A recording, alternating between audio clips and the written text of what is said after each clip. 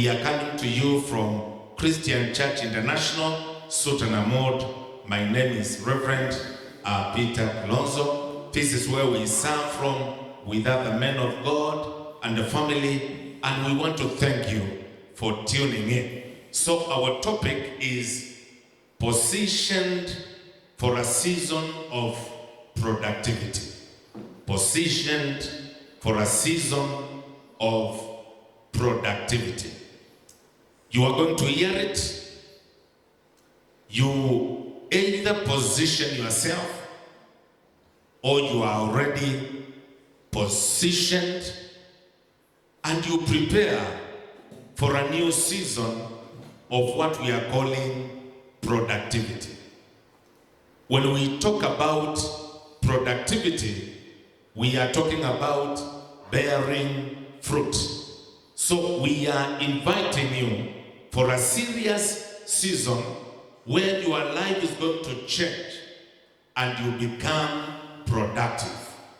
One thing which everybody is looking for in life and the destiny plan of God is that once you come to the world and you are born again, or you believe in Jesus, you believe in God, the next thing is for you to be productive. If there is anything the devil opposes with all strength is when somebody becomes productive. No wonder you've been fought left and right so that your life may never bear fruit.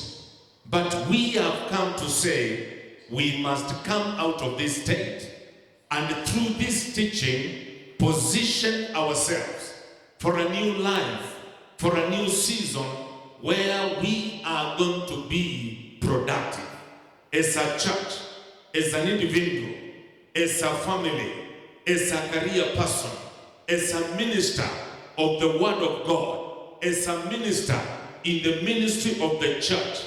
You can position yourself to be productive. I want you to follow carefully what we are going to say. Put it down and follow the series, both now and after the video is set on YouTube.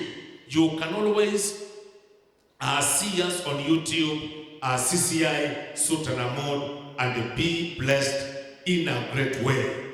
In your own time, you can read John 15, 1 to 11. But I want to read John 15, 8. Only that verse, and I continue to speak. John 15, 8. This is to my Father's glory, that you bear much fruit, showing yourselves to be my disciples. This is Jesus talking to his disciples about bearing fruit. I know this is a text which is known by most of us, but I want you to see and to know that it is for the glory of the Father, God, that you bear much fruit, showing yourselves to be the disciples of Jesus. In other words, it is for the glory of God for somebody to be productive. God has wired you in a way that when you are born again, when you begin to believe in Him, you do not only believe in Him and nothing happens, but you begin to bear fruit. May your life become productive in the name of Jesus. Every power of the enemy that has fought your productivity, that has said you cannot produce fruit, we have come to curse it, we have come to break it in Jesus' name. And from the onset, we are releasing an anointing which is going to enable you to become a fruit bearer in Jesus' mighty name. With that kind of a setting, I want to say something on understanding the concept of productivity. Understanding the concept of productivity. This is a way of introducing the thing which God has given me. And I want to define productivity as the state or quality of being productive. That is productivity. The state or quality of being productive. A season comes when you enter into a state, when you enter into a season, when you shift from a life of barrenness to a life of productivity. That is why we came today. Whatever thing that you do in your life, you will find somebody else doing it and they are bearing more fruit than you. If it is in business, somebody is bearing much fruit and you are not bearing fruit. If it is in ministry, somebody is bearing fruit, you are not bearing fruit. If it is in career, you see somebody getting lifted and bearing fruit, and yet another one has stagnated. We came to cast away the spirit of stagnation in Jesus' mighty name, because already we have seen it is for the glory of the Father that you bear much fruit, not some little fruit, but much fruit. If it is in academics, you bear much fruit. If it is in career, you bear much fruit. If it is in family life, you bear much fruit. If it is in the business world, you bear much fruit. We are releasing that anointing in Jesus' mighty name. I want you to recognize that God created you to be productive. And I can qualify that by Genesis chapter 1, verse 28. After God created man and a woman, he commanded them to bear fruit. And God blessed them and said to them, be fruitful and increase in number. Be fruitful. That was the first instruction. The first command was to be fruitful. And where we read in John 15:8, we saw that bearing fruit and being productive is for the glory of God.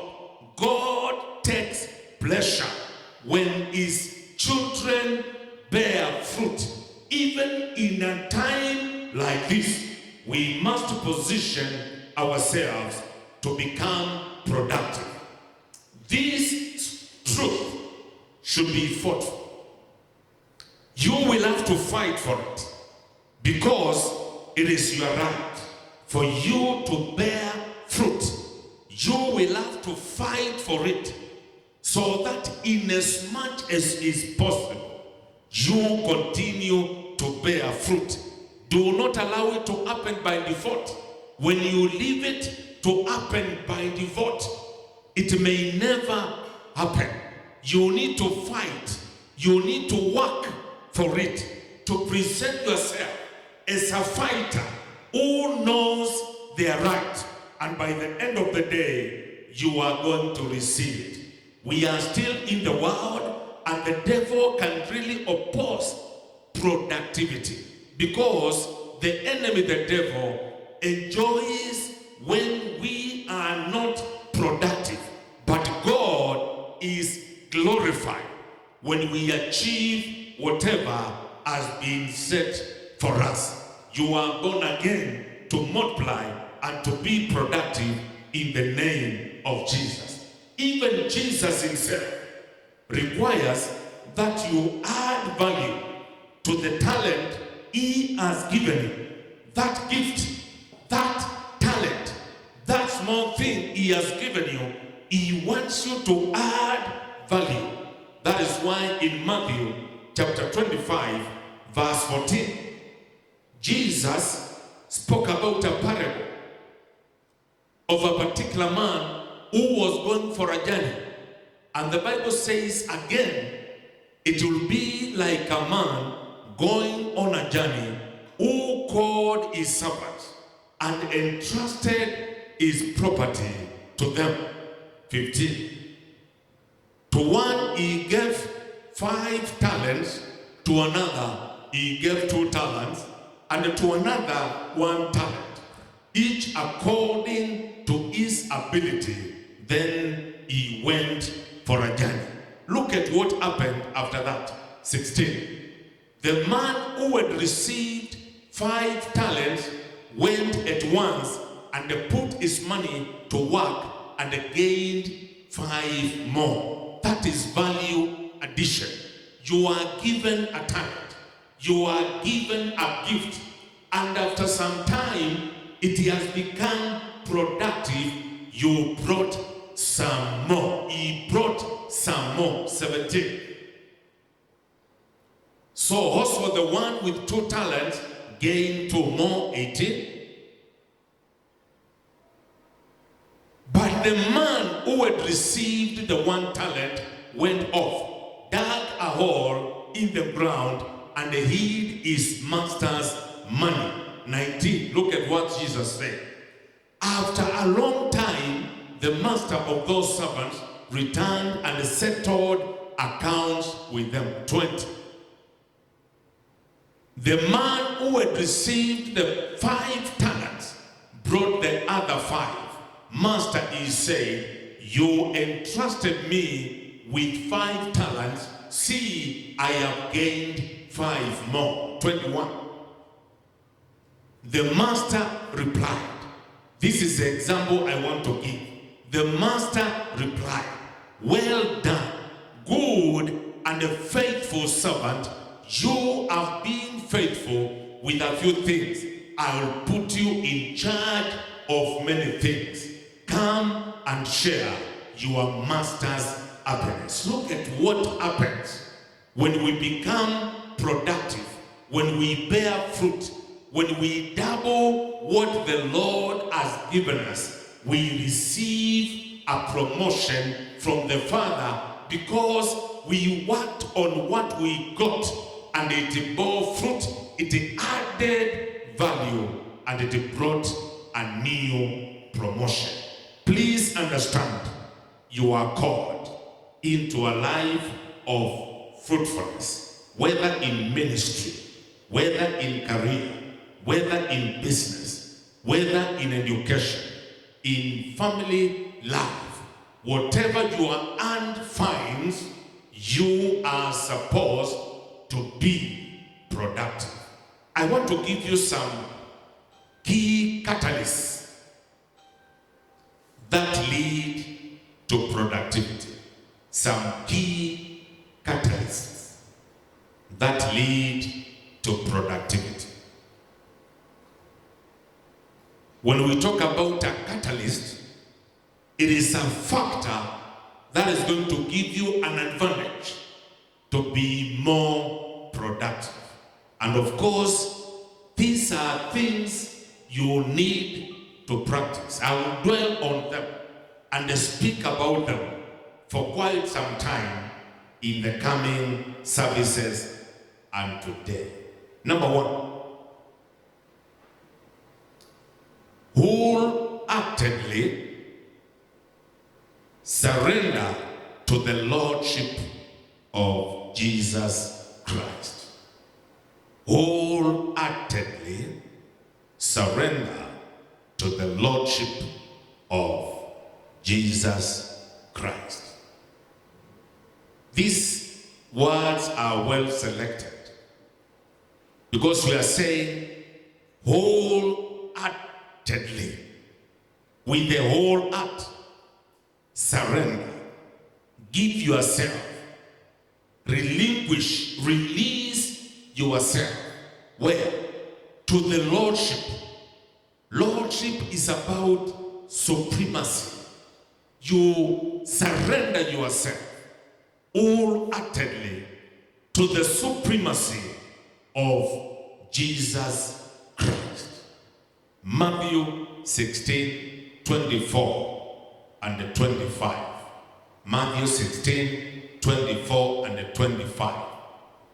Then Jesus said to his disciples, if anyone would come after me, he must deny himself and take up his cross and follow me. That is already a statement on wholehearted surrender to Jesus. Because if anyone, whether me, whether somebody higher than me or another person, would come after Jesus, then he must deny himself. When you begin to deny yourself, you are adding to productivity, and take up his cross and follow me. Verse 25, he says, for whoever wants to save his life will lose it, but whoever loses his life for me will find it. Definitely, Jesus is not talking about death. He is not telling you to die. Because if you die, you are not producing fruit. You are not productive when we bury you. Actually, your productivity should be when you are alive.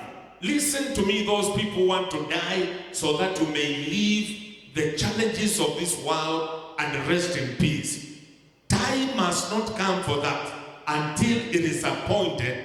You need to live so that in your lifetime, as you live a full lifespan, you may bear fruit. And I come against every spirit of death, premature death, in Jesus' mighty name. The devil shall not take you. You are going to live to bear fruit in the name of Jesus. Now, when we talk about wholehearted surrender to God, we are talking about complete faith in Him. Complete faith in God. You trust Him with everything. You know, sometimes we can trust Him with our life, but we don't trust Him with our property or with our wealth. Sometimes we feel like there are opportunities we can't miss. There are things we cannot give out, but wholehearted surrender means complete faith in Him and His promises. When you believe in His promises, you surrender wholeheartedly. One has to be willing to surrender the heart, body, and the soul. It comes to a time when you surrender your heart, you even surrender your body, knowing your body is a temple of the Holy Spirit. You even surrender your soul, which encompasses your emotion, your feelings, and everything. It also means yielding to the sovereign will of the righteous God. Yielding to the sovereign will of the righteous God. In Colossians 1:17, we see this being exemplified. When you get to know that God is sovereign, you understand His supremacy, and you surrender everything to Him with a total belief that He can manage your life. Paul says, He is before all things, and in Him all things hold together. Look at this. He is before all things. Before anything came to existence, even myself, even the church, even the government, the greatest people on earth, before they came into existence, the things people desire, silver, gold, every mineral in the world, before it came, God was there. And in Him, all things hold together. when you get to understand that, you have a reason to surrender everything to him, because in him all things hold together. This way we can trust and believe that he is and got everything under control, and we can trust in him. Let God rule over you. Then know what is best for you, because he knows his plans are good. Jeremiah 29:11, his plans for you are good. Now, to surrender is to yield. To surrender is to yield. To give up, to submit, to relinquish, to abandon something for the sake of God. When you want to bear fruit, of course, you will have to surrender. You will have to abandon some habits.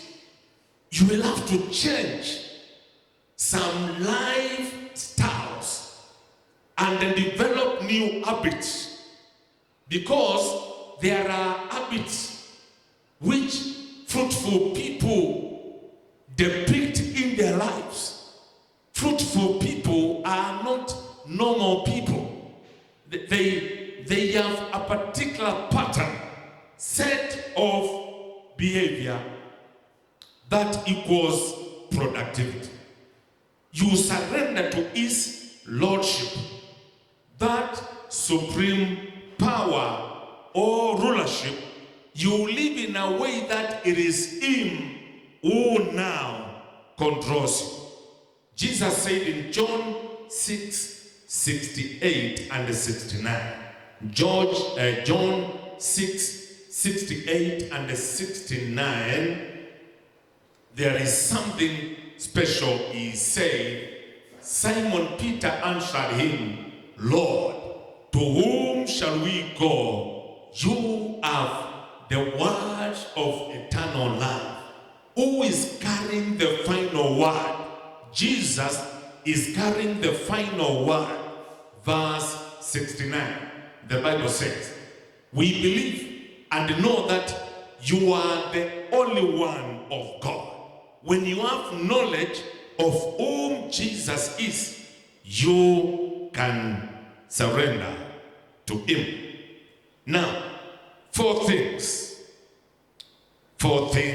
that make this wholehearted surrender possible. Number one, know Jesus as sovereign. Know Jesus as sovereign. And I say that the word sovereign means supreme power or rulership. When you understand him as a final person and as a speaker who declares something and it happens, then you begin to move towards productivity. So here we are saying, acknowledge his position as the Son of God. When you acknowledge him as the Son of God, you surrender. Even now as I talk, some few things people are holding to, which deny them true worship, which deny them to love God, they are things they would have left, and by now they will be productive. This became more real when he rose from the dead. That is when we got to know and we acknowledge his sovereign power. Number two, obey his word. Obey his word. John 14:23. John 14:23. I don't know whether you really have thought about obeying fully. Jesus replied, if anyone loves me and he will obey my teaching, my Father will love him, and we will come to him and make our home with him. That verse is powerful. When we obey the teaching of Jesus, then him and the Father will come and make abode in such a person. They will come and abode, live, make a home with you.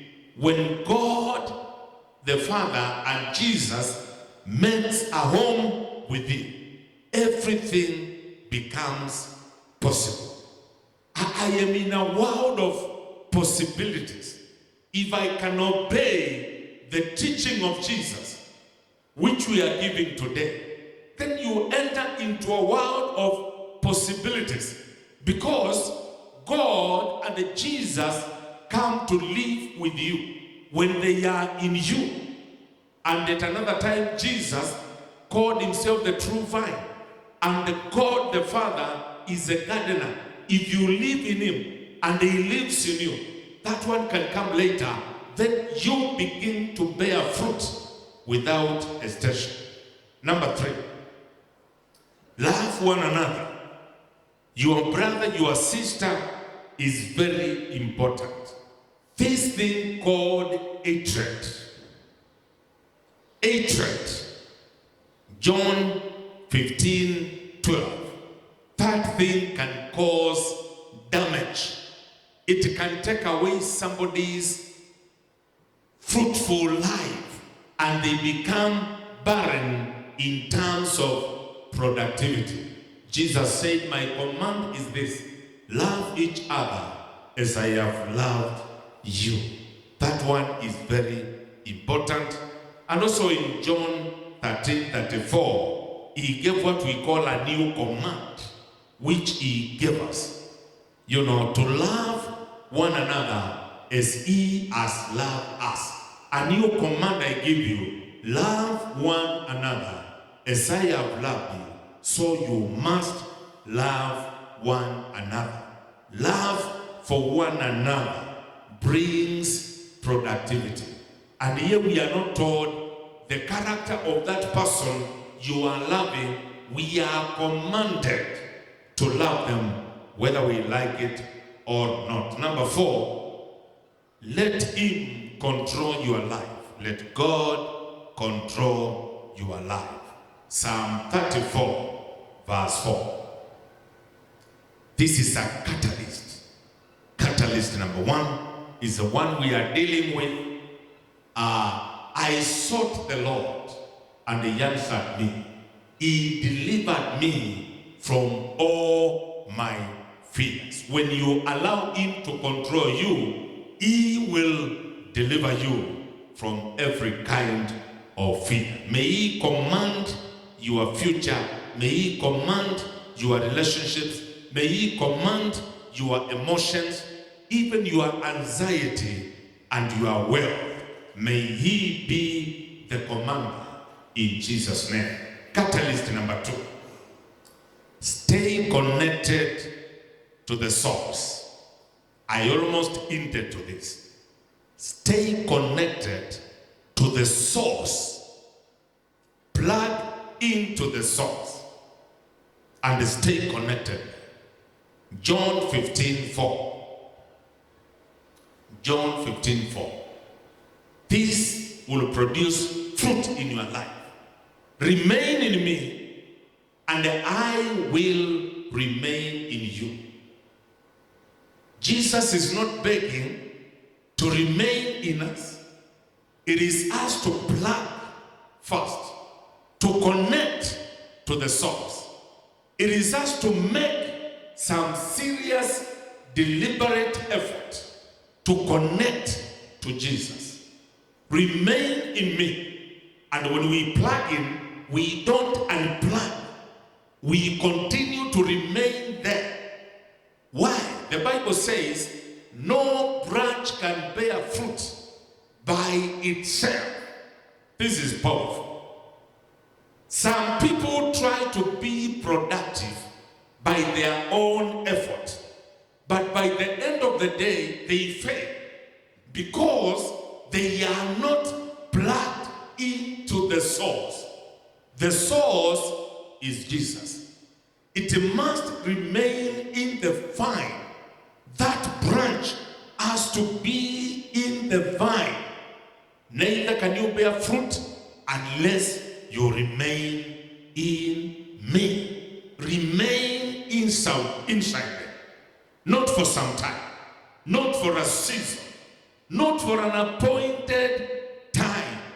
Plug into the master and remain there, and your life is going to be fruitful. Another version says, abide in me.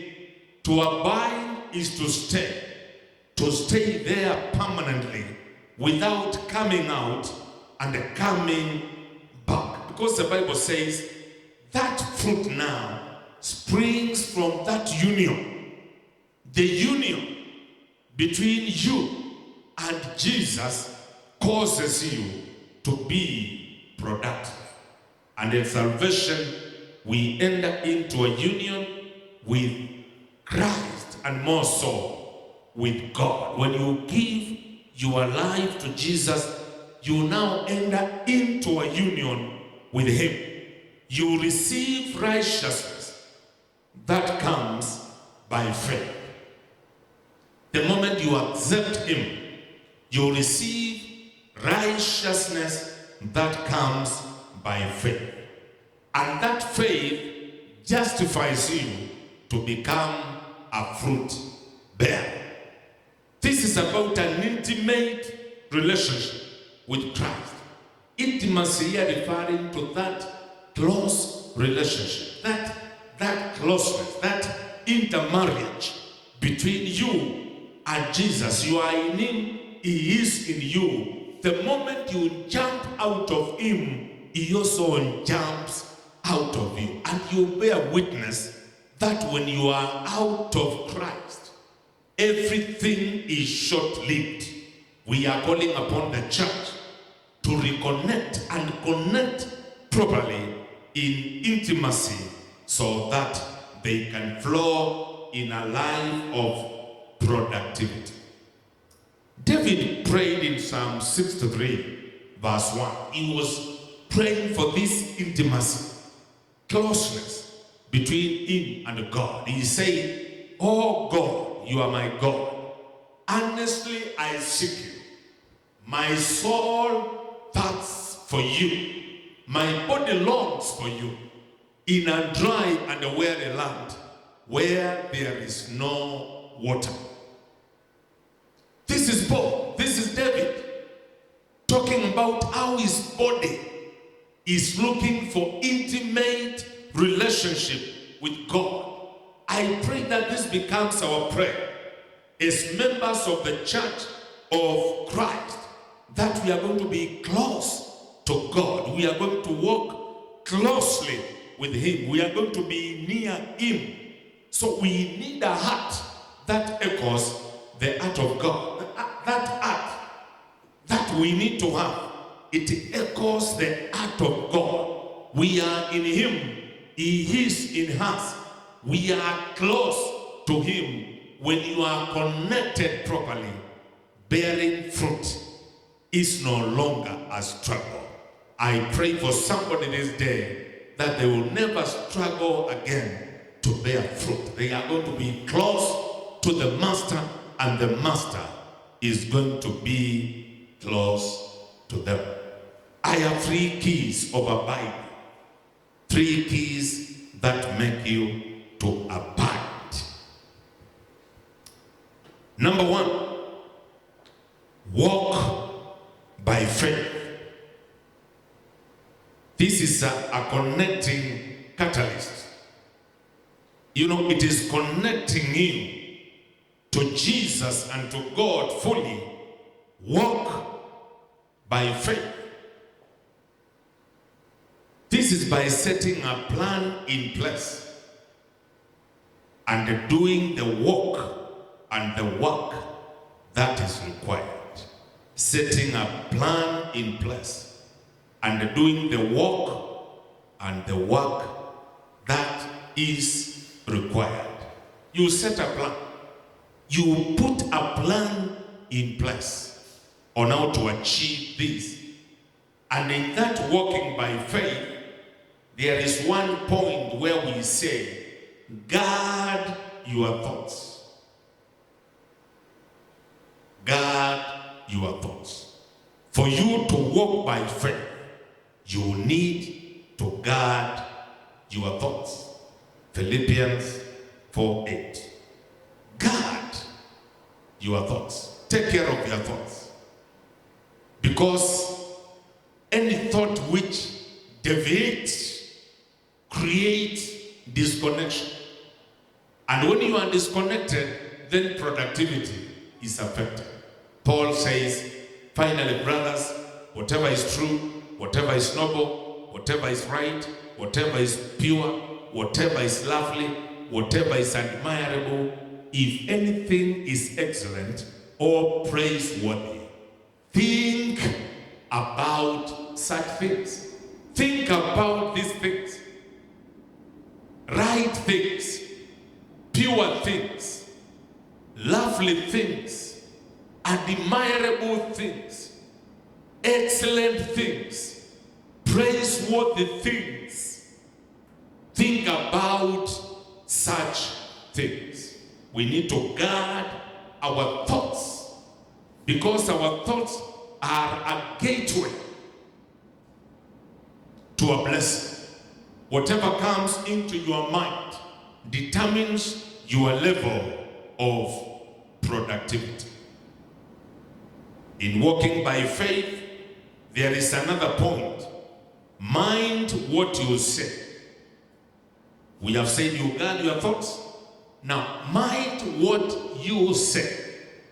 Productive people say things which are also productive.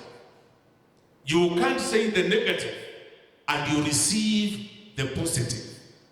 We keep on talking and confessing what is going to happen through us, the kind of a fruit we are going to bear.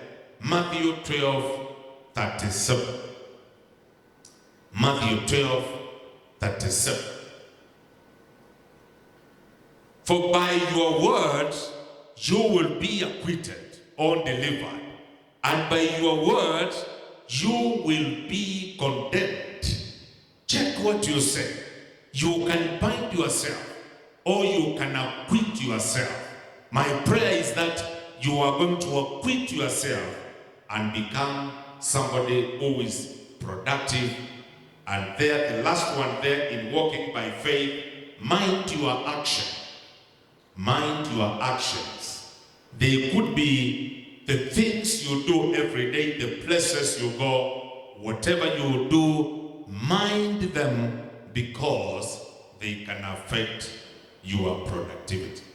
Key number 2 of abiding, staying connected. Spend focused time on the following. Spend focused time on the following. Because we believe that what we see as fruit is out of the work, the ingredients that we are put together in a quiet time, in the secret time. What you see me produce is born out of the work which I did when I was alone, in my secret place. For me to come up with this teaching, I spent time, reading, praying. For me to become a blessing to anybody, I spent some time doing it. So, spend focused time on one, personal devotion and prayer. Personal devotion and prayer. Very important. Number 2, meditation on the Word of God. I am not talking about reading in a marathon way. I am talking about spending quality time meditating. And anybody here can get their time and meditate. The result is normally prosperity, as is found in Joshua 1:8. And number 3, spend focused time on fellowship with other brethren. Fellowship with other brethren. And what we are doing now is part of fellowship. Whatever we are doing now. We may not be meeting together as a church, but now we are eating and feeding the word together. I saw a brother joining us from Lamu, another one from Kitui, another one from Lolongo, another one from Meru. They are all here watching together with us. Another one from Embu. I saw another one from Mombasa, Thika. We are connecting together in fellowship to feed. This thing is going to bear fruit in your life. Number 3, in abiding, and the last one in the series, choose actions that please God. Choose actions that please God. This is a deliberate move. You decide, this is how I'm going to give. This is how I'm going to walk. These are my choices in life. And they act and behave in a particular way, even in serving God. And number 1 of the same, do not lead yourself into temptation. Do not lead yourself into temptation. You can overcome. Because when you live a spirit of a failure as a Christian, then fruitfulness is going to be limited. And advance the kingdom. Choose actions which advance the kingdom. Spend your time, your money, your wealth, your energy, and advancing the kingdom. And number 3, choose actions which build others. Choose actions which build others. Somebody said, keep short accounts of what you do. In other words, you'll be accountable of everything that you do. Keep short accounts of what you do. And I have realized if we are careful about our actions, then we can bear fruit because we are accountable for everything that we do. We have seen the concept of productivity, and the catalyst, number 1, was wholeheartedly surrender to the Lordship of Jesus Christ, and number 2, stay connected to the source. And according to John 15:4, the source is Jesus, and God is a gardener who takes care of the vine, and we benefit as branches, and we begin to bear fruit. I want to pray for people to be people who live a life which bears fruit. I am coming up with some other 4 or 6 points which are going to enable you to live a life of bearing fruit. They are connected. So on on Friday, make sure that you are there, and on Sunday, make sure that you are there. I want you to believe with me. Begin to pray for yourself. Refuse a life of barrenness. Say no to barrenness and declare yourself a fruit bearer. Somebody who is productive. Somebody who leaves a legacy which can benefit other people, which can benefit the community. Begin to pray for yourself. Begin to talk to God. Tell him you need him. You need him to bear fruit. Father God, I pray for everybody who has connected with us this day, O Jehovah God, in form of this media, whether now or later. I pray and I speak a breakthrough upon their lives, O Jehovah God.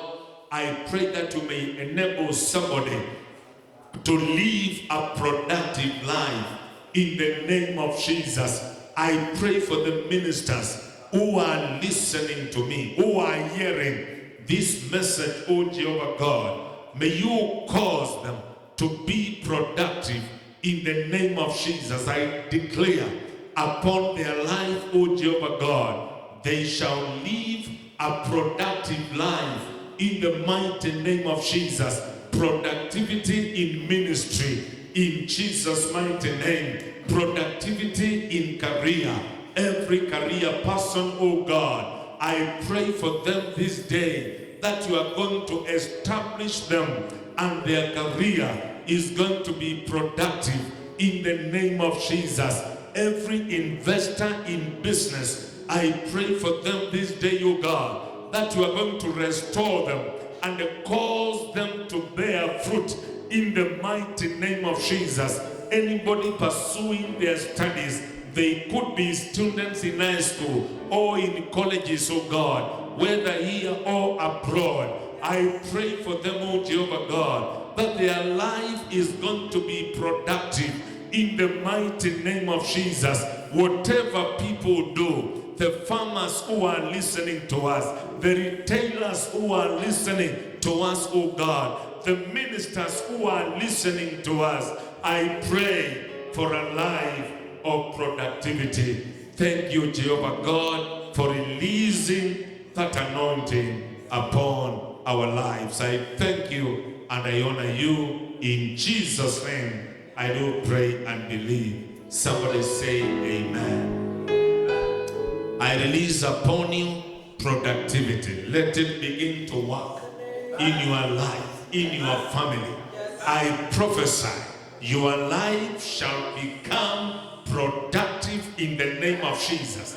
Every spirit of unproductivity, every spirit of barrenness, whether spiritual, financial, whatever it is, oh God, I curse it now in Jesus' mighty name. And I release productivity at every level of your life in Jesus' mighty name. Thank you, Jehovah God. We honor you. Let's give the Lord a hand clap for that prayer. God has heard, is doing a new thing in your life. Oh God, your love has never changed. You remain the same. Everlasting God, you reign. Alpha, Omega, beginning and the end. That's just